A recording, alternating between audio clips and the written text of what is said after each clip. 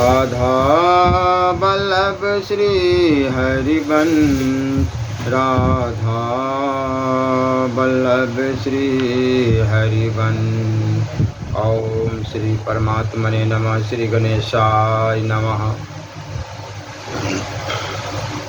यदि भगवान में आसक्त रहने वाले संतों का क्षण भर भी संग प्राप्त हो तो उसे स्वर्ग और मोक्ष तक की तुलना नहीं कर सकते।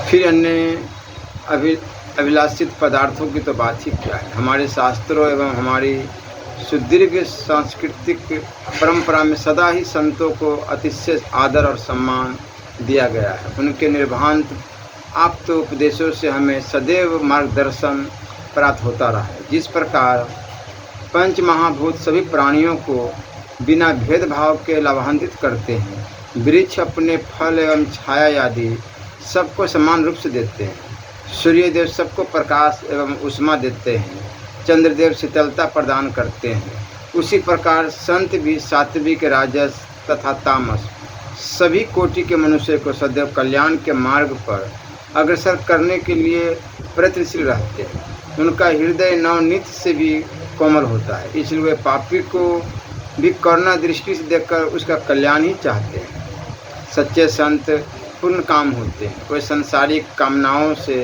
ऊपर उठ चुके होते हैं। देहाशक्ति, विषय भोग, मान सम्मान, राग द्वेष, धन संपत्ति की निस्सारता जानकर वे इनसे अप्रभावित रहते हैं। उनका चित्त निर्मल, विवेक जागृत एवं बुद्धि सदैव स्थिर रहती है। परिस्थितियों में विषमता आने पर भी वे चंचल नहीं होते। उनकी वाणी शास्त्रों का अनुमोदन करती है तथा सहज सुबोध शब्दों में ही जिन सामान्य हृदय में स्थान बना लेती है, जिसका पूरे सामाजिक व्यवहार पर सकारात्मक प्रभाव पड़ता है।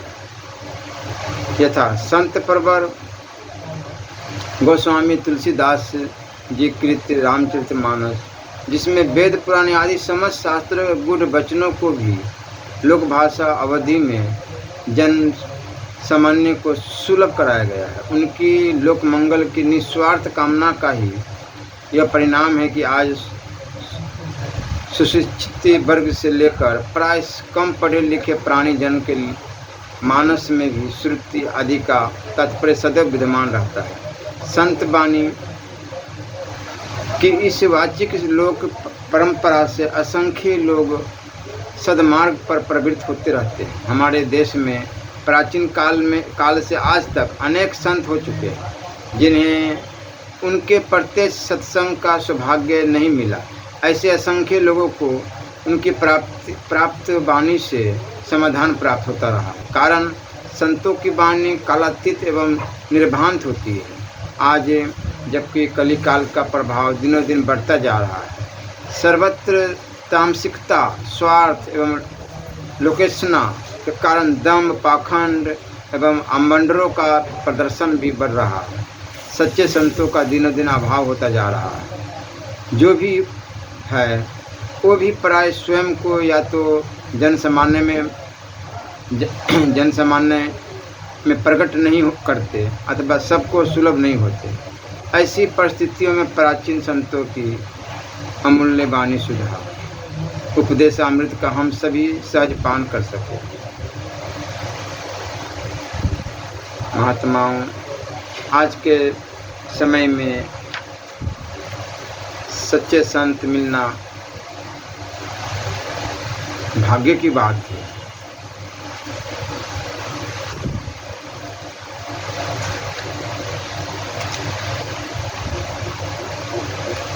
कालंदी तट निकट कल्पतरु एक सुहावे, तानीचे नव तरुण दिव्य को बिनु बजावे, लखी लावण्य अनूप रूप शशि कोटि लजावे, विविधि बरन आभरण बसन भूषण छवि पावे, नव नव नवल नेह करुणा कलित ललित नयन मन हर लसे, यमोहन मूर्ति श्याम की संतन भक्तन ये बसे। संत सुक्ति सुधा। ऐसे तो संत का किसी भी देश काल में अभाव नहीं होता। वे सभी देशों में, सभी दिनों में, सभी के लिए सर्वथा सुलभ है। सभी के सुलभ सब दिन सब देशा। पर न तो संतों की कोई दुकान होती है और न वो कोई साइन बोर्ड ही लगाया फिरते हैं जिससे उन्हें झट पहचान लिया जाए। साथ ही हतभाग्य प्राणी संत मिलन की उचित चेष्टा न कर उल्टे उपेक्षा कर देते हैं। इसलिए सत्संगति अत्यंत दुर्लभ तथा दुर्घट भी कही गई है। सत्संगति दुर्लभ संसारा, निमिष दंड भी एक बाड़ा। कभी कभी तो ऐसा होता है कि संत के भेष में असंत और असंत के भेष में संत मिल जाया करते हैं, जिससे और भी भ्रम तथा वर्चना हो जाती है। फिर भी इसमें तो किसी प्रकार का संदेह नहीं कि जिसे परम सौभाग्यवाद साथ कहीं एक बार भी विशुद्ध संत मिल गए, उस पर भगवत कृपा हो गई और उसका सारा काम बन गया। सच्ची बात तो यह है कि संत की प्राप्ति भगवत प्राप्ति सदृश ही है या उससे भी अधिक महत्व की घटना है। निगम पुराण मत एहा, कहीं सिद्ध मुनिम नहीं संदेहा। संत विशुद्ध मिल ही परिते ही, चित वही राम कृपा करी दे। मोते अधिक संत करी लेखा, जानसी संत अनंत समाना। राम ते अधिक राम का दासा। यद्यपि संत सभी देश काल में होते हैं, फिर भी भारत इसमें सबसे आगे है। संतों की वाणी त्रिकाल कल्याणदायिनी होती है, उसका वर्णन नहीं हो सकता। यदि वे मिल जाए तब पूछना ही क्या। पर उनके अभाव में भारतीयों का यह सौभाग्य है कि वे भगवान वाल्मीकि, व्यास, नारद, वशिष्ठ, सुखदेव और गोस्वामी तुलसीदास जी जैसे संतों की परम पवित्र अमृतमय वाणी रूपी भास्वती भगवती अनुकंपा देवी का प्रसाद या तत्क्षण शोक मोह से मुक्त होकर अपार सुख शांति प्राप्त कर सकते हैं। सुक्तिसार सर्वस्व।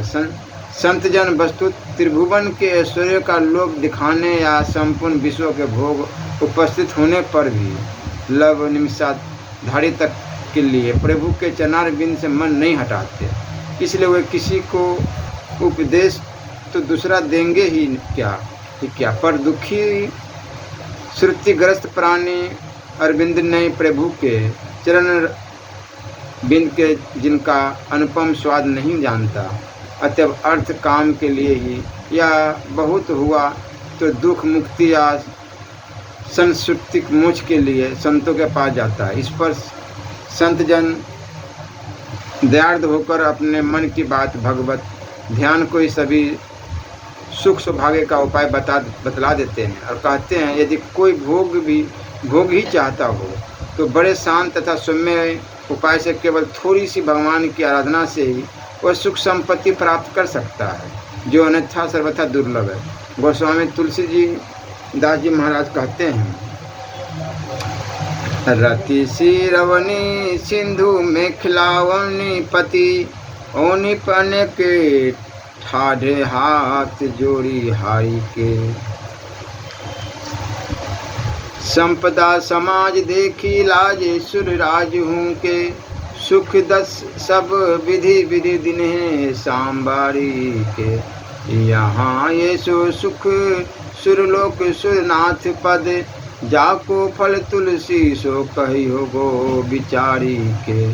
आँख के पतौना चार फूल के धतूरे के द्रे,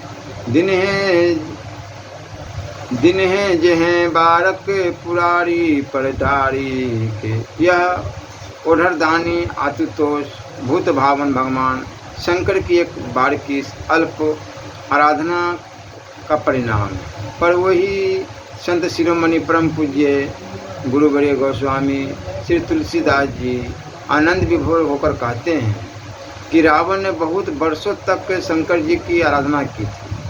अनेकों बार तो अपने सभी सिरों तक को आहुति में दे डाला था। इस पर वरदायक प्रभु ने उसे लंका जैसी स्वर्ण कोट सुहृद रचना रचित मणि खचित पूरी वरदान की थी।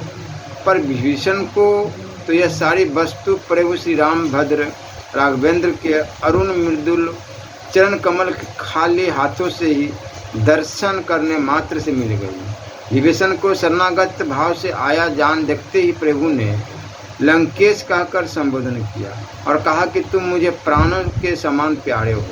विभीषण ने कहा, प्रणतपाल प्रभु आप तो अंतर्यामी, क्या कहूँ, पहले कुछ तो हृदय में वासनाएं थी, वो भी श्री चरणों के प्रेम से बह गई।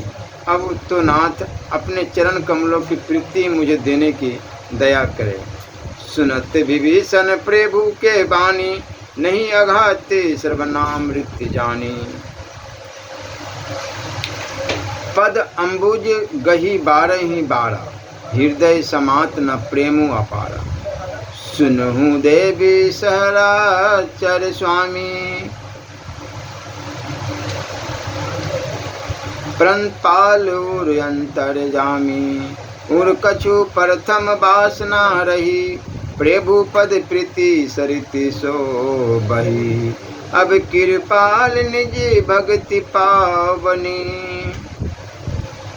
देहूं सदा शिव मन भावनी। वास्तव में यह प्रसंग ऐसा है कि ध्यान आते सब शुद्ध बुद्ध भूलने से लगती है। तभी तो स्वयं श्री गोस्वामी जी ने भी ऐसे स्थलों के बड़े जोरदार शब्दों में लिख डाला। यह संवाद जासु उर आवा, रघुपति चरण भक्ति सोई पावा। अस्तु इस पर करुणा वर्णालय औदार्य वात्सल्य सौशील्य जैसे सहस्त्रस्त गुणों के अगाध बारिधि प्रभु ने बड़े मनोरम हृदयहारी शब्दों में कहा है कि सखे ऐसा ही होगा। यद्यपि आपकी इच्छा बिल्कुल नहीं है तो भी मेरा दर्शन कभी व्यर्थ नहीं जाता, और समुद्र का जल मंगाकर तुरंत अभिषेक कर दिया। इस तरह विभीषण को दुर्लभ भक्ति के साथ कल्प प्रयत्न लंका का अचल राज्य भी मिल गया। एवं मस्तु कही प्रभु रन धीरा, मांगा तुरत सिंधु कर नीरा। यद्यपि सखा तब इच्छा नाही, मोर दर्शु अमोघ जग माही। अस कहीं राम तिलक ते ही सारा, सुमन वृष्टि न भई अपारा। भक्ति रस से तृप्त लुप्त होकर पूज्य श्री गोस्वामी जी कहते हैं कि कुबेर की पूरी लंका सुमेरु के समान थी। इसकी रचना में ब्रह्मा जी की सारी बुद्धि लग गई थी। वीर रावण कई बार अपने शिष्य को इसके चरणों पर चढ़ाकर वहाँ का राजा बना था। ऐसा लगता था मानो तीनों लोकों की विभूति सामग्री और संपत्ति की राशि को एकत्रित कर चाक लगा दी गई। पर यह सारी संपत्ति महाराज रामचंद्र जी के वन में रहते हुए भी 3 दिन के समुद्र तट के उपवास के बाद एक ही दिन का दान बन गई। तीसरे उपास बनवास सिंधु पास सो, समाज महाराज जू को एक दिन दान भो। भला भुवन मोहन भगवान श्री राघवेंद्र को स्वयं जब गहनों के आभूषणों के लिए केवल वलकर वस्त्र मात्र ही थे, भोजन को फल ही रह गया था, सैया तुलनाच्छिद भूमि मात्र थी और वृक्ष ही मकान बन रहे थे। उस समय में तो विभीषण को लंका का राज्य दे डाला, फिर दूसरे समय का क्या कहना। सचमुच उनकी दया और प्रीति की रीति देखते ही बनती है। बल कल भूषण फल असन, तृण सज्जा द्रुम प्रीति, तीन समय लंका दई या रघुबर की रीति। विभीषण क्या लेकर प्रभु से मिला और प्रभु ने क्या दे डाला। प्रभु के स्वभाव को न समझने जानने वाले मूर्ख जीव हाथ ही मलते रह जाएंगे। कहा विभीषण ले मिलियो, कहा दियो रघुनाथ, तुलसी यह जाने बिना मूढ़ मिजिए न हाथ। सुक्ति सुधा संग्रह। यह अनुभूति केवल गोस्वामी जी को ही नहीं सभी संतों की है, इसमें अंतर आ नहीं सकता। प्रभु की कृपा में किसी कारण विशेष बस किंचित देर भले ही हो पर अंधेर नहीं हो सकता। भगवान व्यास जी तो कहते हैं कि नारायण चरणार्चित व्यक्ति बिना साधन चतुष्टय के ही मोक्ष तक ही पा लेता है, और दूसरे पुरुषों की क्या बात है। चारों पुरुषार्थों की सिद्धि के लिए जिस साधन संपत्ति की आवश्यकता है उसके बिना ही मनुष्य सब कुछ पा लेता है। यदि उसने भगवान नारायण की शरण ली है। इसलिए भैया, प्राणी अकाम हो या सकाम, निष्काम हो अथवा सर्व काम कामी, उसे एकमात्र ध्यान योग, भक्ति योग से उन परम प्रभु की ही आराधना कर कृत्य हो जाना चाहिए, नाम रखनी चाहिए। राधा राधा राधा राधा, राम कृष्ण हरि, शिव शिव, जो आपको प्रिय लगे, जो अनन्य भक्ति से युक्त हो, भगवान नारायण की शरण लेकर सदा उन मधुसूदन का चिंतन करता रहता है, वो मानो वांछित वस्तुओं को प्राप्त कर लेता है। जो दुर्लभ है, जो अप्राप्य है, जो कभी मन की कल्पना में नहीं आ सकती, ऐसी वस्तु को भी यदि भगवान मधुसूदन का ध्यान किया जाए तो बिना मांगे ही दे देते हैं। तभी तो नाथ कृपा ही को पंथ चितवत दिन, हो दिन रात होई धोके ही काल दिन दयाल जानी न जात। और कभी देखाई हो हरि चरण, कबहूँ ढरेंगे राम आपनी ढरनी, की मधुर आशा लगी रही। श्री सरोजय निजी करही उतारी, पूजे अमित बार त्रिपुरारी, सादर शिव का शीश चढ़ाए, एक एक के कोटिन पाए।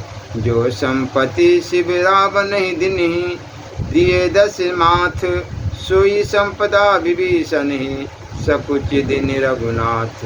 जो संपत्ति 10 शीश अर्पी करी, रावण शिव पहलिनी, सोई संपदा विभीषण का, अति सकुच सहित हरि दिनी।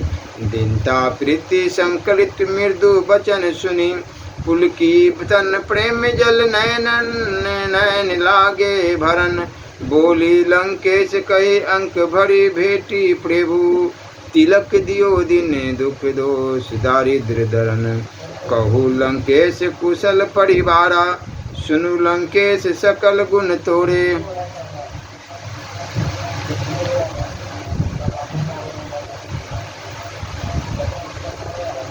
मार्कंडेय जी कहते हैं, विप्रवरो, जो हृदय में कामनाएं रखकर अपने को प्रिय लगने वाले किसी एक भगवत नाम का जप करता है, किसी एक नाम को पकड़ लो और जप करो,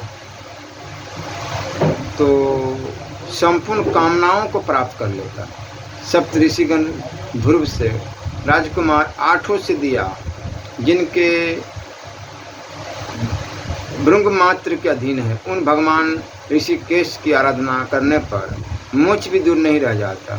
महर्षि वाल्मीकि जी कहते हैं कि जो श्री राम को नहीं देखता अथवा जिसे राम नहीं देखते, वह संसार में निंदित होता है, उसे अपनी आत्मा भी धिक्कारती रहती है।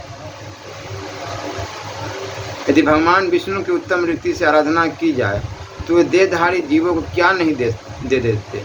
जिन्होंने संपूर्ण दुख सुखों के दाता सर्वव्यापी श्री हरि की भक्ति भाव से आराधना की है, वे धन्य हैं, वे पुण्यात्मा हैं और उनका जन्म सफल है। जो ध्यान में आते ही समस्त कलेशों का नाश कर देते हैं, संपूर्ण चिंतनीय विषयों को त्याग कर केवल उन्हीं भगवान अच्युत का चिंतन क्यों नहीं किया जाता है।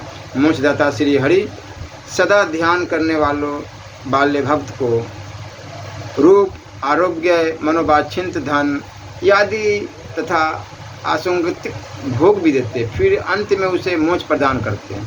अत्यंत पातकों से भी युक्त होने पर भी यदि मनुष्य पल भर के लिए श्री अच्युत का चिंतन कर ले तो वह फिर भक्ति पावनों को भी पवित्र करने वाला तपस्वी हो जाता है। शौनक जी कहते हैं कि जिसके कानों में कभी भी भगवान श्री हरि की लीला कथा नहीं पड़ी, जिसने भगवान के नाम और गुणों का कीर्तन कभी नहीं सुना, वह नर पशु कुत्ते विष्टा भोजी है, सूअर ऊँट और गधे से भी गुजरा है। सूत जी कहते हैं, मनुष्य के जो कान भगवान श्री हरि के गुण पराक्रम आदि की चर्चा कभी नहीं सुनते, वह बील के समान है, तथा जो जीव भगवान की लीला कथा का गान नहीं करती, वो मेढक की जीव के समान अधम है।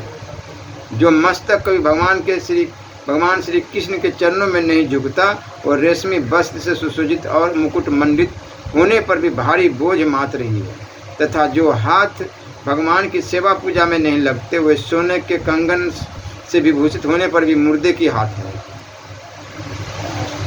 जो श्री विष्णु भगवान के अर्चा श्री विग्रह की झांकी नहीं देखते, मनुष्य के वे नेत्र मोर की पांखों से बने हुए नेत्र चिन्ह के समान व्यर्थ ही है, तथा जो श्री हरि के तीर्थों की यात्रा नहीं करते वे पैर भी जड़ वृक्षों के समान है, उनकी गमन शक्ति व्यर्थ है।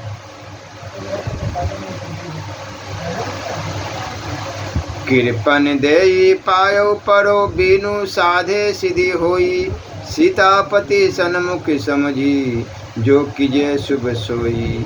राम ही डरो करो राम सो ममता प्रीति प्रतीति, तुलसी निरूपधि राम को भय हार हो जीती।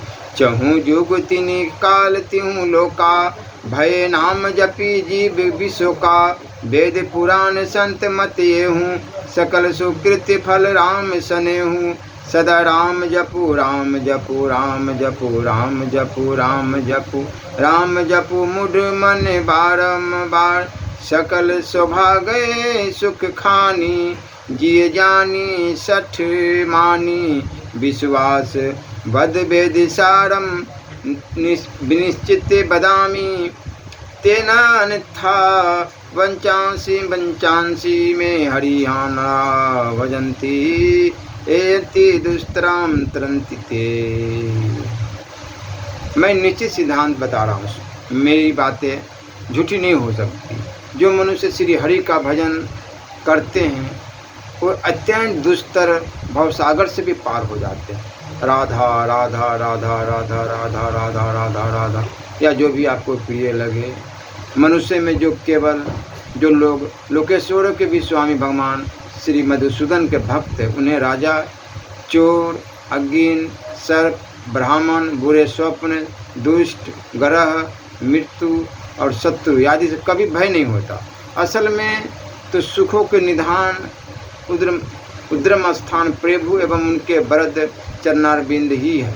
इसलिए प्रभु अपने परम प्रिय एकिंजन भक्तों को भोग न देकर अपने को ही प्राप्त करा देते हैं। फिर भी जो भोग लुब्ध है वो भी धीरे धीरे जब प्रभु के पास पहुंच जाते हैं तो जिस तरह पूर्ण निर्मल जल राशि में बृहत सरोवर को प्राप्त पुरुष तुच्छ तिलियों की अपेक्षा कर देता है, अथवा राजा धीराज का मित्र तुच्छ जनों से उपरंत हो जाता है, उसी प्रकार वह संसार की सारी वस्तुओं का परित्याग कर देता है। कहीं भी उसका कुछ राग नहीं रह जाता। गोस्वामी तुलसीदास जी का भी वचन यही है। श्री राधा वल्लभ लाल की जय।